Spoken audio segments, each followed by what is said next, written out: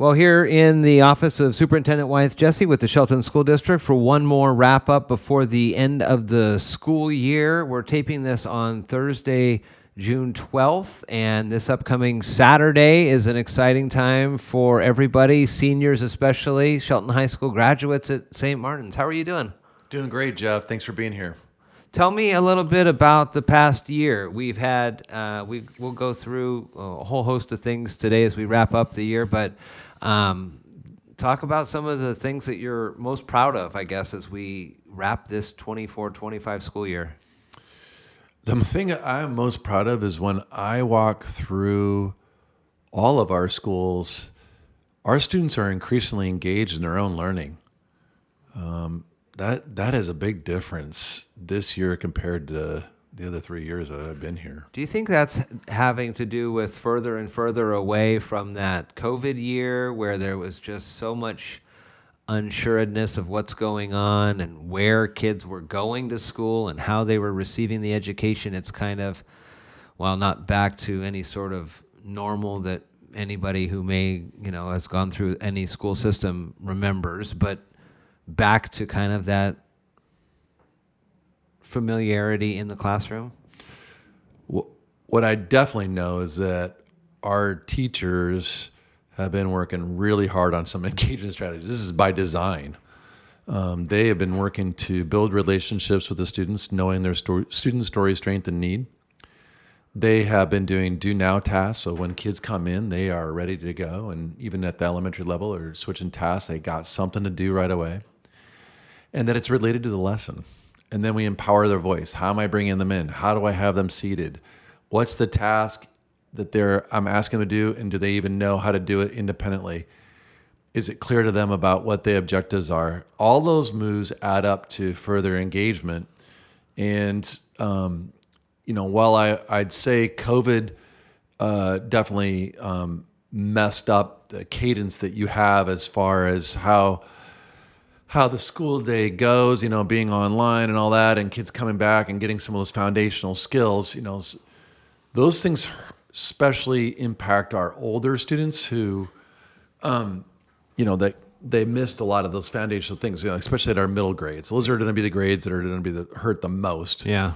Because they, especially in those primary grades, which your mind is like the biggest sponge ever at those age groups. That's when you're like literally learning how to read, right? And I think almost everybody listening is going to go, yeah, just even think about the magic of how to learn how to read or the concept of numbers. Yeah.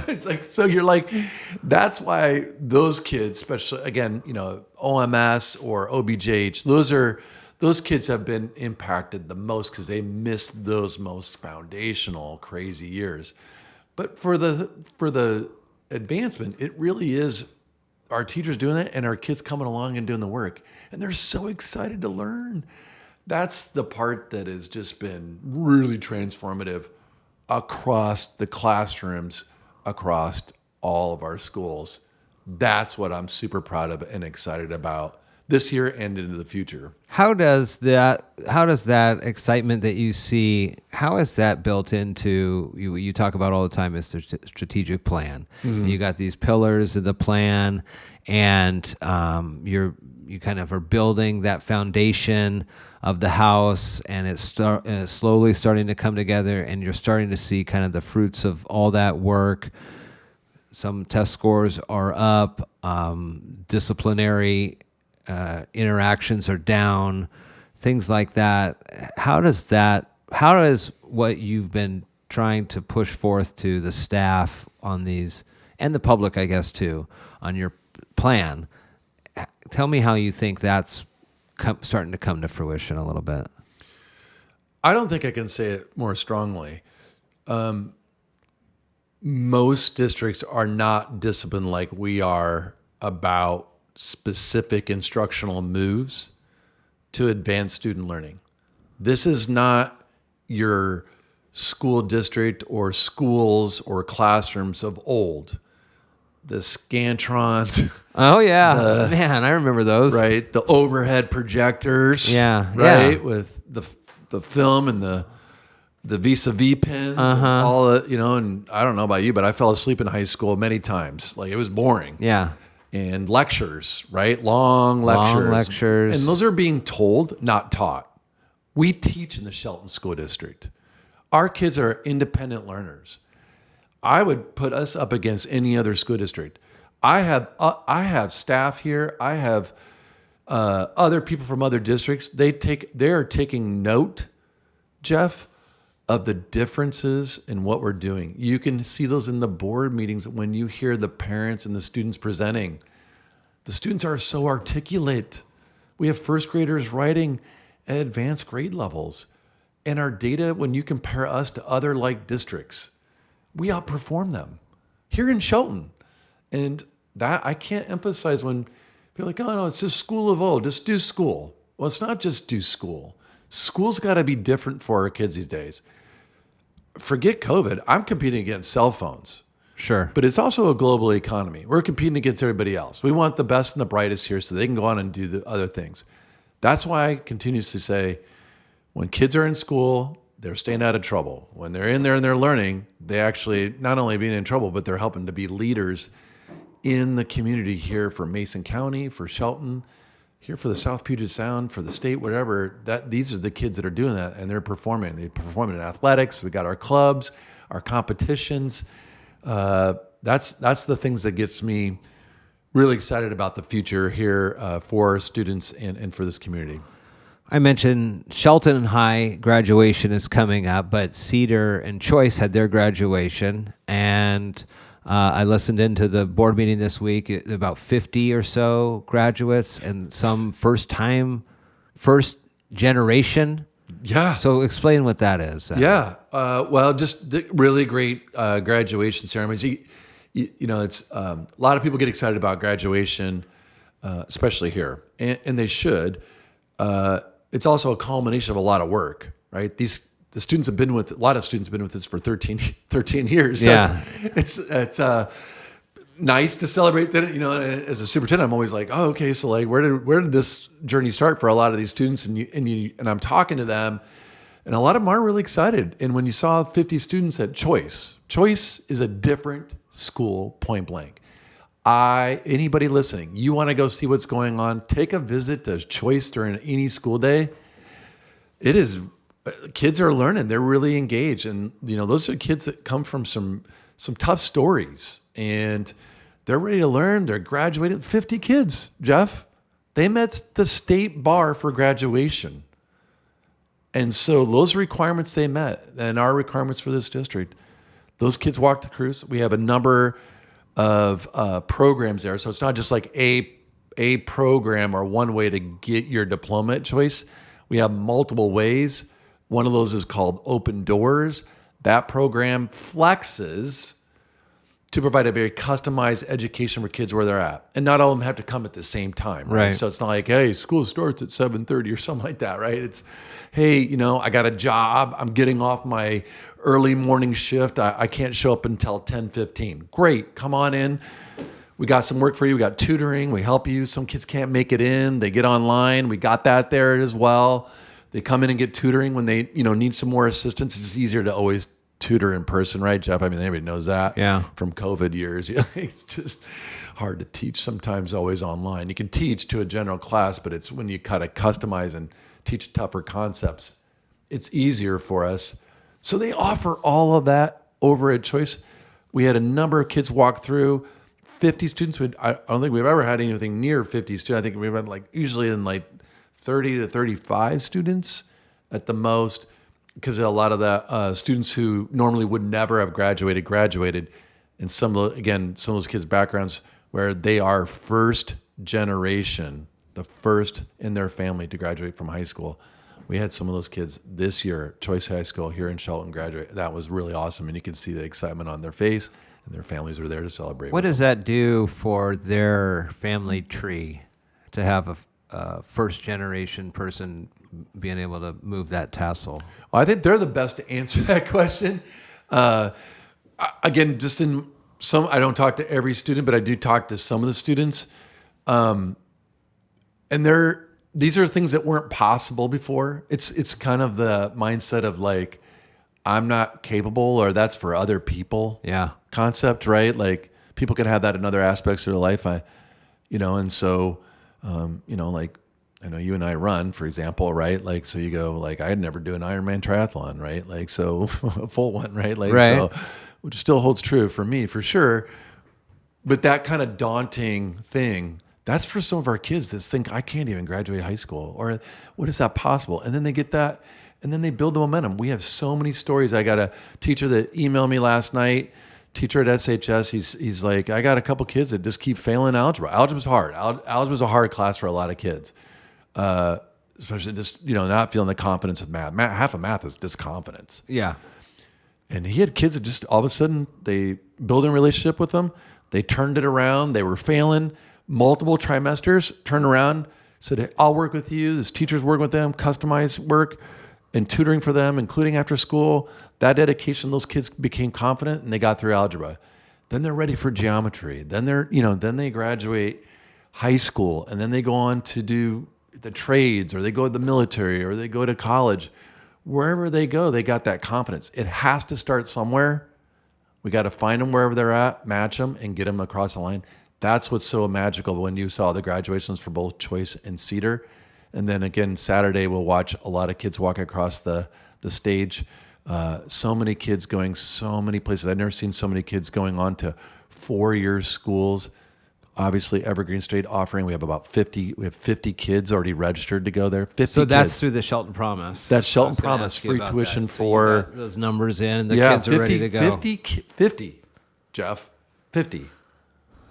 That's so wild. That's out of like, I don't know exact numbers, but somewhere around 450 kids probably graduating this year. Could be a little bit less, but right in that zone, 50 of those kids out of that are headed just to Evergreen State alone. Yeah. And they're keeping them in the community. They're getting some skills. They're going to bring them back here. That's the future. That's the future right here in Shelton. We can be competitive. More jobs, more businesses opening. That's pretty amazing when you think about that. That availability. Again, probably quite a few are first year collegiate now, and first generation college students, and to get that covered through that program. When I was up there talking with the president of Evergreen, he was like, we identified that Shelton, their culture is a lot like the culture here at Evergreen. It is. It's a great match. That's right. I've said this before, and I'll say it again. Evergreen State's not the Evergreen State when I graduated from high school.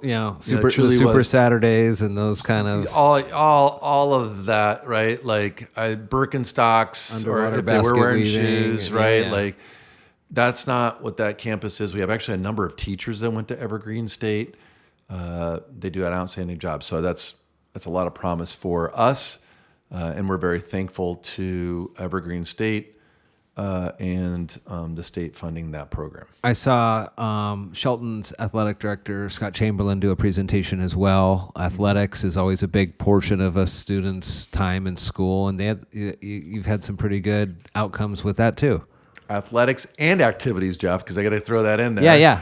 Because now athletics is for every kid, but we have, I mean, like I counted the numbers, close to 1,000 kids. Like almost 1 in 4 students participates here in athletics, and that's just through us. I know there's always other activities that are organized for athletics outside. That's good. We want that fitness for our students, but it's also about social skills, Jeff.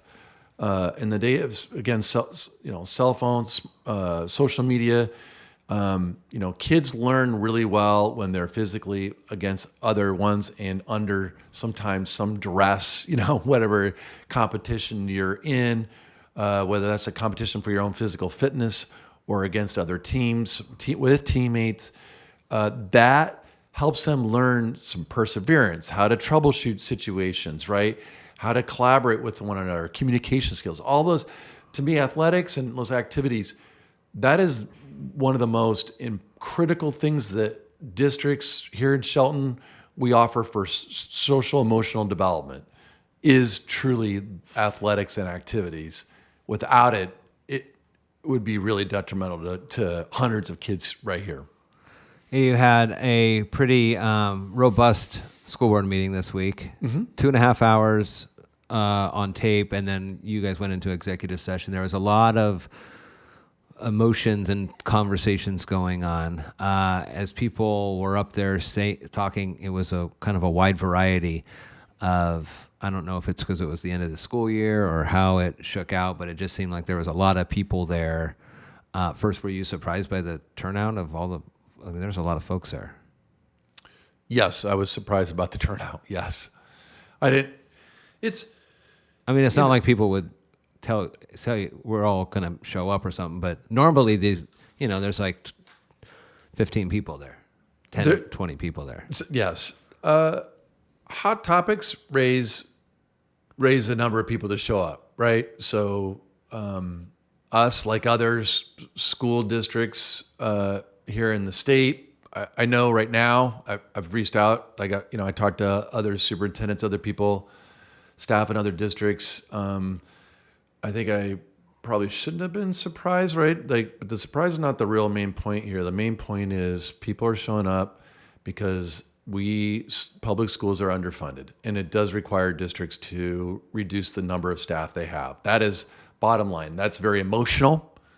That is impacting people and their jobs. At the same time, as a district, we are required to have a balanced budget. We do have to decrease our expenses, and the only way we can do that right now is through people. It's 86% of our budget. So explain to me the balanced budget thing, because a lot of folks may not even consider or realize that the district, they think it's part of state government or whatever, and it's just kind of there's something that needs to get done. Well, you get it done, and it gets covered or something like that. Explain that balanced budget portion a little bit. So our budget is $83 million for the district.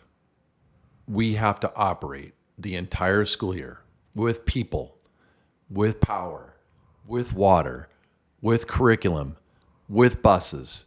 All of that has to be done with $83 million. We budget out, that's what we get from the state. Now, it's got a lot of splices in it for certain purposes. And I want to give you one example that I think, again, I've given before, and I'd want people to hear so they can understand about where the pressures start to happen. Is as a district, working with $83 million, when the expenses go up, that means you can't do as much as you used to do. That's fact. Right. So when your heating bill, when the power bill goes up, your water bill, your sewer, your garbage bill, which we call the operating expenses, goes up, and the revenue from the state doesn't match those things, the money has to come from somewhere. And when we're a people business, it's going to lead to jobs. It has to, because I don't really have a whole lot of expenses, Jeff, outside of those operatings. Those things do take millions of dollars, right? Insurance is another big bill too, and that's gone up huge amount of money. And for everybody, right? This, again, as I like to say, this isn't everybody at home. When you watch your bills go up, that they are the same thing for the Shelton School District. Just because we're part of the government, we don't get a special deal on any of those utilities and those operating expenses. So it hits us. So where are you going to get that money from, Jeff? That requires to drop us. In the last 3 years, the state has short the Shelton School District $4 million in those operating expenses. The state has shortened the Shelton School District $4 million in the last 3 years. How do I make up those monies? Is going to come through a reduction. And that's why when people tell me, well, the district hasn't paid some of their bills, most monies, I need those monies to pay bills because I've already promised that to staff. We're in contracts for a year. And does it bother me? Absolutely. I can see on Tuesday night, it bothers a lot of people because most of those people who got up in the mic are people who are losing their job. And it is a seniority-based system by contract. Those in the lowest, that's what is going to end up, being released from their contract. because we have to balance that budget. When the expenses, they're not giving us more money. The state legislature did not give more money, and they hadn't do that in the previous session either. So people go, well, you can't balance your money, Wyeth. And I go, well, I can, and I am. We just cut since January $2.9 million. Yeah, it's on a RIF. And that doesn't even count for the teachers that I got to do for next year because the expenses are still out there. And so when the expenses keep rising, that's going to keep forcing us when we don't have additional revenue. Revenue's not keeping up with expenses here for us and other districts. And so that is not just here. We're going to have a presentation at the next board meeting on it to further explain it. We have a whole website dedicated to it. I keep pushing out monthly, bi-monthly information to our families and our staff on that issue. So listening to some of the conversations, I've kind of come up with some questions for you to have an opportunity, because in those meetings you don't have an opportunity. That's, again, another thing that I think a lot of folks who've either never been to a meeting, a public meeting, city council meeting, county meeting, there's not the back and forth. You can't do that. It's law or something like that. It is law, yes. That's great. Opens Public Meetings Act, yes. Yeah. So one of them is a little bit on reductions, counseling staff reduction. Let's talk about how the district is supporting the increasing mental health needs of students. Where are you able to either reallocate or find, or what are you doing for those students? So one of the challenges, wherever these conversations go, because I know where some of these questions go, right, Jeff, is like, all right, mental health, that is critical. Yeah. And especially, like, I was using Choice. A lot of students at Choice who benefit from mental health services, they access that, they choose to do that. It really helps them. When students don't get a meal, their basic, good sleep, and some of their own mental health, it's hard for them to learn. When I got in this profession 25 years ago, schools had nothing to do with mental health. I was told, don't do it, because I was a special education teacher. Let somebody else in the agency do it. But the cuts coming back on mental health and more kids needing more mental health. And I do hear those comments at board meetings too. We do offer it. We offer way more than we ever receive. The state does not give us money for that, but we do offer it. And it is one of the priorities that we have to do, Jeff, I feel is critical in order to educate kids and get kids to graduate. If I didn't have it, then we would graduate as many kids. And so does that also include, so when it's mental health support and services, does that also include the individualized education plans and things like that? Because, like you were saying, when maybe you first started, or even 10, 15 years ago, admittedly, I didn't have a child in school. Okay, that's fine. But still, I never heard about the amount of individualized plans per maybe one or two per classroom. Now it seems, at least with the school that my son goes to, there's many kids, maybe upwards of half, whose parents have chosen to follow this and get them individualized plans. That all cuts into that too, right? So you're talking about special education services, and special education services have been around since the early 70s. Okay. And that those students have, like, exactly what you're saying. They have an IEP, an individual education plan. They qualify for those services because some level of a disability is impacting their ability to access the general education. So it comes through direct services, accommodations, and modifications. Every district's required. It's a federal law. And so underneath the Individual with Disabilities Education Act, those plans do impact you. Referring it to mental health, a lot of those kids do, not enough of them do receive specifically goals around social emotional learning, right? Their social skills, some behavioral goals, adaptive skills, which can be related to that. Those are goals that have that. There is funding for it, but the state and the federal government don't fully fund that. The part of the levy actually has been paying for that. the state ledge just changed the law. They said that no longer levy dollars can do to backfill for those services that they have, not even counting directly mental health services, which is a genered function here. And now it has to come out of your basic ed dollars that you get from the state, which is another pressure that's added. It's very technical, but what I'm saying here is that the state only gives me $44 million for basic ed out of an $83 million budget. And that's the pressures why, again, it's hard to pay down the things when I'm not getting enough money to pay for basic ed. Is that too a definitional problem in the sense that the state and the school districts have maybe changed the definitions of special education over the courses of the years to encompass more versus what the numbers keep creeping up. John Q. Public out there thinks of when they hear the term special ed? Awareness can be good, and awareness can also sometimes lead to some other challenges, right? Yeah. And so I think what you're alluding to is it seems like more students are qualifying for special education. Yeah. And that is true. In general, it's not every single school, it's not every single school district.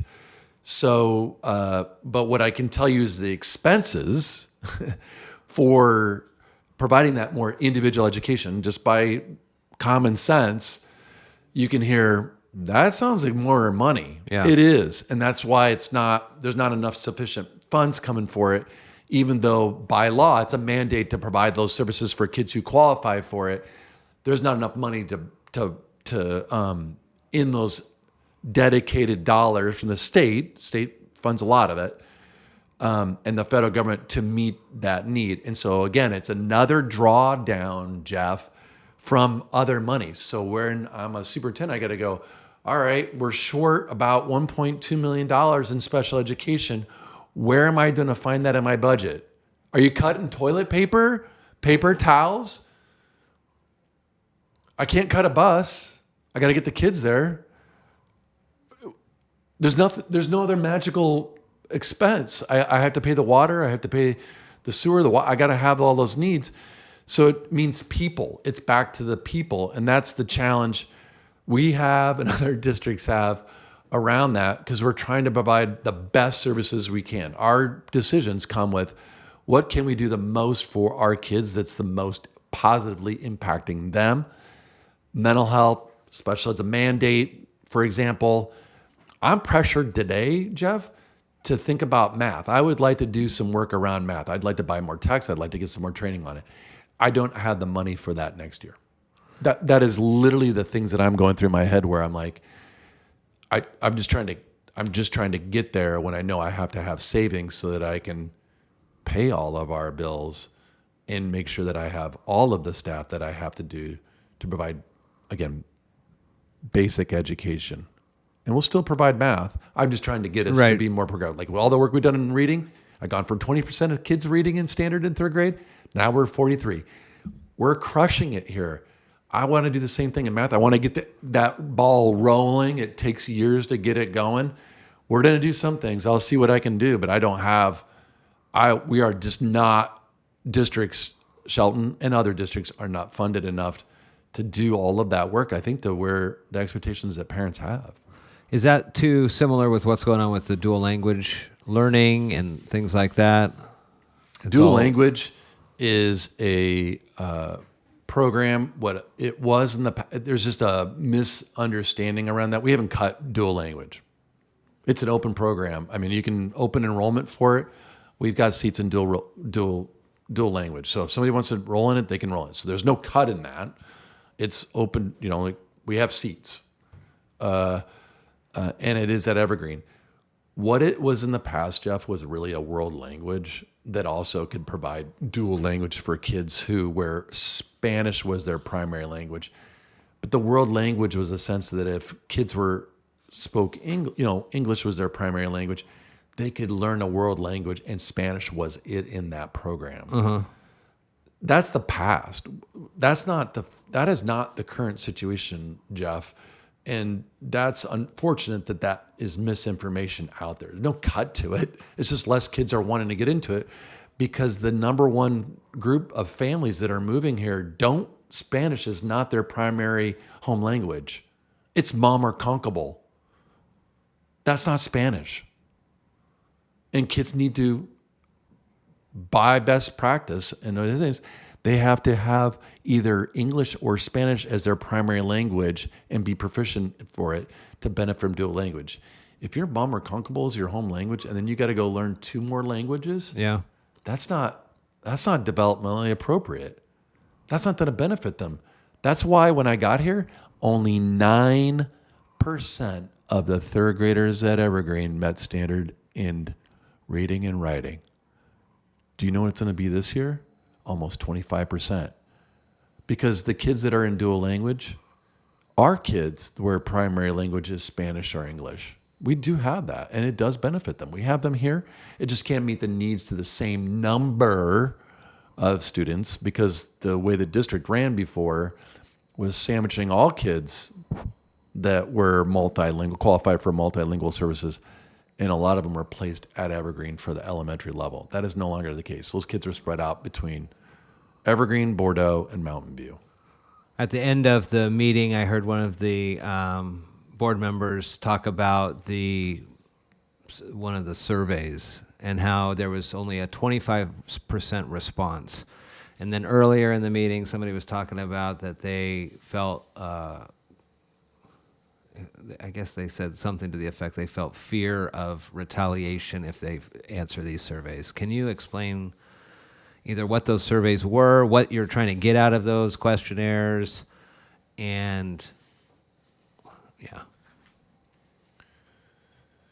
Culture is a really important thing here in the Shelton School District, right? So that's not just with students, it's not just with staff, then you have a whole school culture. When you have a positive work environment, it impacts kids in a positive way.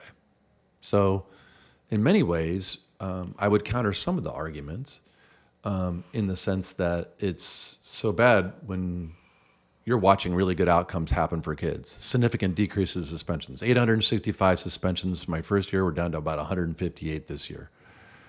We're loading those situations. Those things are recorded. Those situations, the kids are staying in the class. Again, it's the hard work of the staff themselves that had it. I just had a staff member at my door before you walked in. She's like, oh my gosh, it's so much different at Bordeaux. It's so great. And I go, yeah, it is. When I got here, a lot of kids were out in the hall roaming around. It was driving staff nuts. I saw it. And I agree. I don't want that. That staff worked really hard to reverse that at Bordeaux. There's no kids running around the district. It's way more under control. And they got really good outcomes, right? And so is there going to be kids with high needs? Yes. Is there going to be kids with behavior? Yes. Can we work on that? Sure. But back to the issue of culture, surveys are one tool, right, to assess for culture because you're always working on it. Culture's not like done, moving on, right? Like, hey, culture's great. The thing impacting our culture right now is the pressure on public education and the cuts, right? We have to have a budget. We have a budget reduction here for this district and across for the state. That is a reduction in what we can provide. That's putting pressure. How do cultures respond to that pressure can happen in many different ways, and we are continuously trying to work and do it better so that we can work together to resolve those issues. When we're splintered, it's harder for us to tackle these challenges when we're not on the same page. And I recognize that's going to be hard, especially when you have received a notice that you are no longer going to be coming back in your job. I'm sorry about that situation. I wish it wasn't the case. I had a good question following that and said, hey, like, can we return people back when we get back on better footing? And I said, yeah, absolutely. And the good news is we have a plan. Our plan is to, like I said, I already have $2.9 million in savings this year. We have to do that because it's just, like I said, when I'm short all that money for operating expenses, I got to continuously save and make sure that we get those things balanced. Once we can level that and build up our savings, then we can start to add back in to some of those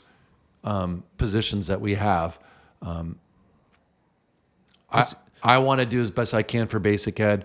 I'm in a challenge right now to figure out what is basic ed, because I would love to have full-time librarians at every school. I'd love to have a full-time nurse at every school. We can't afford all those things.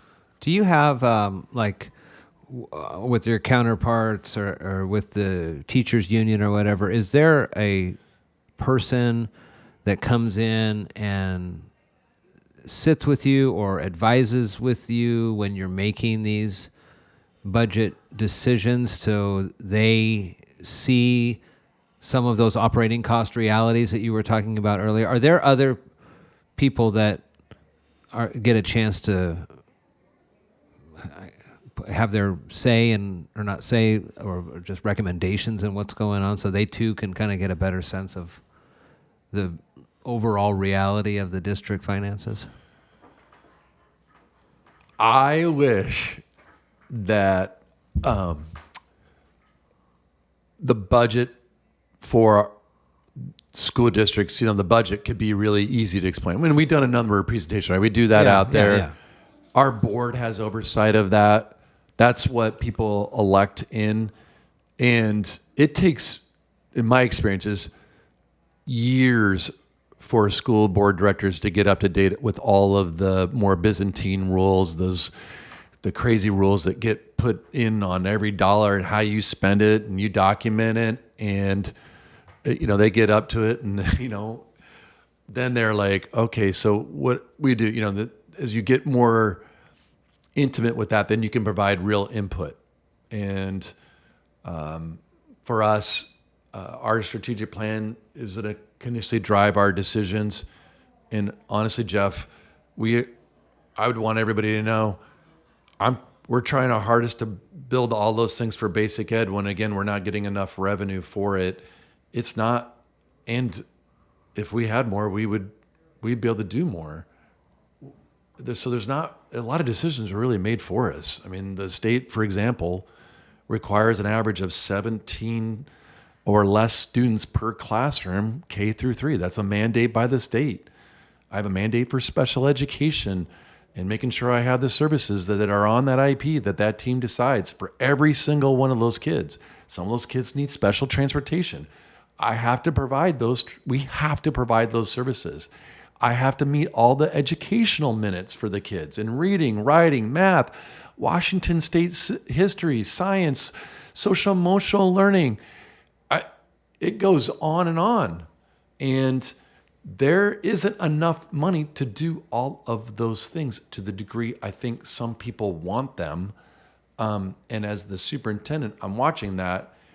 We are maximizing every dollar. Our staff are working feverishly to help and assist the students. And that is definitely, without getting lost in a lot of adult issues, Jeff, look at the outcomes. Look at the outcomes. The outcomes are amazing for the Shelton School District. And we're maximizing every one of the dollars that come from the state and our taxpayers gives us. We maximize those dollars for outcomes. And I got to balance those needs for students with also about how we just generally operate. And I feel really good about that part. I feel terrible about the part that we have to be this lean and that it is impacting our employees. I would love to have more revenue so we don't have to make some of those tough choices. But we are not alone, Jeff, right, in this work. This is going on at districts all over the state. I was in Spokane last weekend for graduations, talking to a teacher, high school history teacher, and he was just like, "Yeah, we just had our cuts too. It's just been a really rough ride over here too in the Spokane Valley." And I was like, "Yeah," I get it. It's just lean times for everyone. So I think this final question kind of continues on that same regard, but trying to just maintain and keep a good footing as you move forward into the next school year, kind of talking about teacher autonomy, teachers able to kind of teach, I guess, in a way that they want, or how they present the information to their students. Is it more of where are the rules and restrictions come from when it comes to their ability to be the teacher that teaches math this certain way versus a teacher that chooses to teach a different way? I mean, how do you get all those same outcomes and things like that? So the state puts out learning standards. So they have standards. Right. Your kid, anybody listening, doesn't matter if they're in another school district, Pioneer, Southside. The state mandates that you teach these learning standards, and they're pretty specific for each grade level and the different contents, the things that you heard me mention before that we have to teach, right? In these minutes and stuff. And the kids get assessed in them, and those assessments are the stuff that they get posted for the scores, right, for districts. So that's not too complex. The part that has us, the next part is that every district has a policy, a district policy about how they do curriculum adoption. So curriculum is a really tough term because curriculum really is an approach. Curricular materials is that textbook that a lot of people would be familiar with, and so it's unfortunate. And I know people are like, I feel like I'm sounding like I'm making complexity to this, but we have to teach the state standards, and there's different approaches that you need to borrow from to meet the needs of kids. Not all kids are at grade level. Not all kids learn the same way. They don't even have the same interests. So we've got to build an approach that meets the needs of the kids at where they're at. Staff don't have time to design all of their materials from scratch, right? And so that's why we have those curricular materials. And we have to borrow from what they call supplemental materials, those other things that you draw to combine to meet the fluid needs of the kids that are, again, attached to the state standards. The part where a lot of teachers have autonomy is some of the ways that they can build out the activities for the students, but is their pedagogy, their own individual style, those relationships with the kids, right? The nuance of those conversations and how you draw them in, and you take structures, routines, your class, how you call kids up. You might have scouts, like a couple kids that are teacher leaders, making it engaging, relate to the real world more than maybe some other people do. And they, those are some of the ways that staff have flexibility in it. Some staff, districts have some staff that have extra expertise in building out curriculum. And the way we draw that in for reading and writing, for example, we have what are called units of study, and that staff have helped design those. And that's what we do. And you keep adapting. Teacher teams come together and they adapt those, what worked, didn't work with their grade level. And you just kind of finesse and adjust those things month to month, year to year, usually, because you learn from this year and you go, okay, I got to adapt, the next lesson because my kids didn't learn this. I got to adapt to that. But in a large sense, you're taking the curriculum that you're having and you're getting ready and you're making notes so that you can either do something different the next day or improve on it for the next school year because you're trying to change it. And so then these expert teams come back, they get the feedback, they adjust it and move forward. Math is one of those things where it's not the same for all places and we have different outcomes. That's the part where on a strategic plan and by design, because you're asking me like, hey, don't we just provide education kind of the same way? They're like, no, I'm like, it's by design. You have to have the best approaches to meet the needs of our unique population here in Shelton. That's why we're getting the outcomes we are in reading and writing. I'd like to do some of the same things in math. That's where I'd like to go to head. And those are just the two big content areas. Yeah. Like, I don't have all day to describe all the other content areas. Well, 50 graduates at Choice and Cedar, great accomplishments there. High school for Shelton High is this Saturday at St. Martin's. It's always an exciting time to be on a college campus and then walk across the stage there. You got a speech you give and all that. Do you give the speech or who does?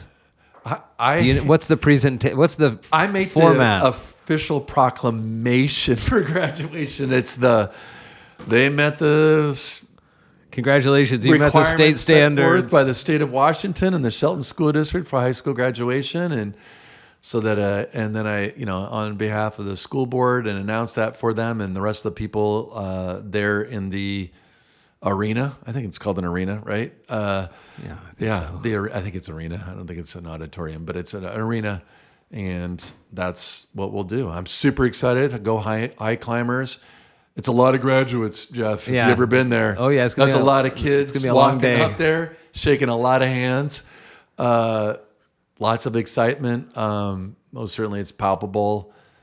Yeah, I'm just really proud of our students. At the end of the day, we talk. Again, we're talking a lot about in our conversations. A lot of it is a lot more behind the scenes. It's so it's not much- as, unfortunately, it's not as focused on how great the students are doing. Because I see it too, and I see them out in the community. Correct. But a lot of it is behind the scenes. A lot of ceremonial parts of it. The kids and their stories are what's really impactful. That's what the Shelton School District's about. That's what SHS is about. How can I get these kids to meet their maximum potential? Where do they want to go? And so, again, access and opportunity for them, whatever it is. And the kids are going all over the place and doing all sorts of wonderful things. And it's really neat to hear their story, because some of them are like, I am nervous. I don't even want to go up there. And some other kids are like, I can't wait. And I'm so excited. Like, it's just some different emotions in the day itself. But it's also cool to hear their journey of getting there. Yeah, very cool. They worked hard. Superintendent Wyeth Jessee here at Shelton School District. We'll continue these conversations and have more ways to kind of promote and talk about how the district is working to do what it can within its means for the kids in the 25-26 school year, which will be here before you know it. I'm getting old, Jeff. It's almost a whole new school year. Thank you so much. Thanks a lot, Jeff.